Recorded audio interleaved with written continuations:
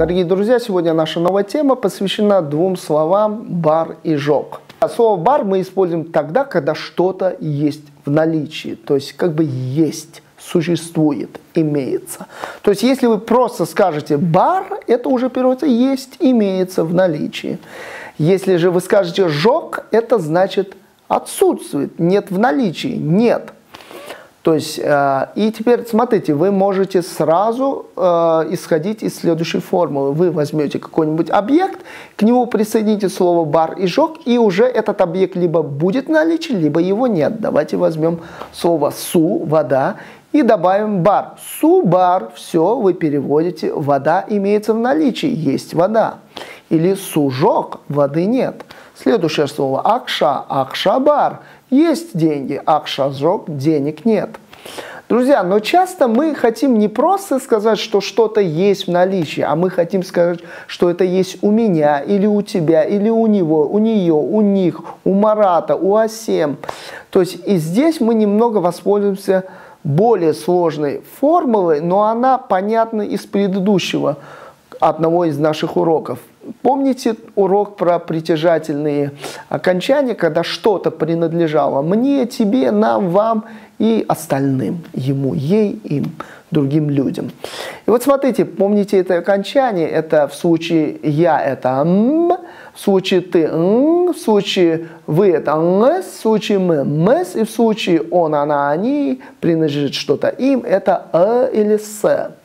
И теперь смотрите, друзья, чтобы теперь мне сказать, что у меня есть деньги, на казахском языке вы должны вот такую философию преследовать. Мои деньги имеются в наличии. То есть мои деньги есть.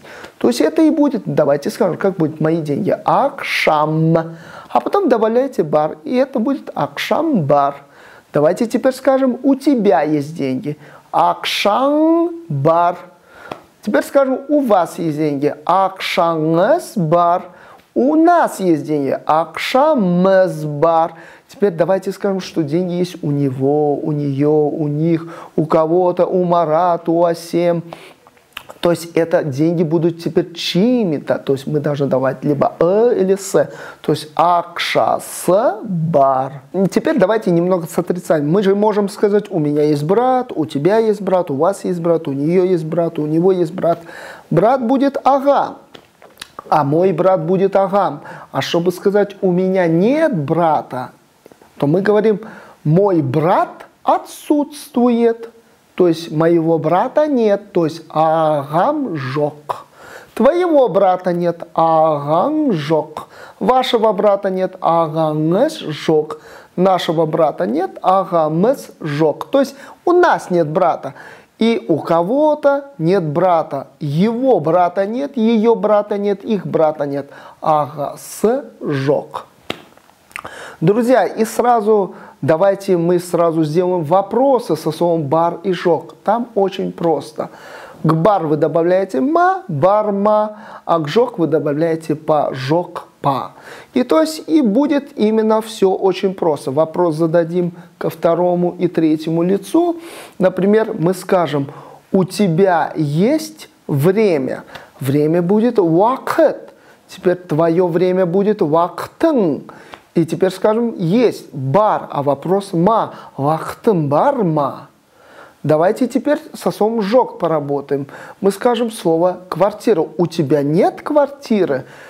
Пятерен жокпа. Пятерен жокпа. Давайте со словом вы поработаем. У вас есть дети? Мы скажем бала ребенок, балалар дети. Ваши дети балаларыңыз. Теперь бар и ма. Балаларыңыз барма, балаларыңыз барма. Давайте скажем, а у вас есть цель? Смотрите, цель максат. Ваша цель максатыңыз. И скажем, у вас нет цели. Максатыңыз жоқ па. До свидания. Увидимся на следующем уроке.